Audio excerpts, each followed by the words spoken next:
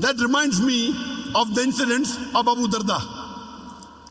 Once there was a Jew, and there was the new Muslim.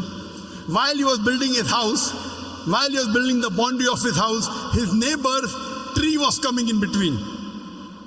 So he could not build the boundary. So the Prophet told the neighbor that, give this tree to him, I will give you a tree in Jannah. He said no, he refused.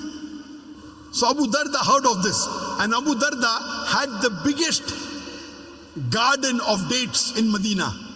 The biggest and the best garden of dates in Medina. When he heard this, he went to the Prophet and told him that if I am able to get that tree, will I get that tree in Jannah? The Prophet said yes. Getting a tree in Jannah means Abu Dahdaah will also go to Jannah.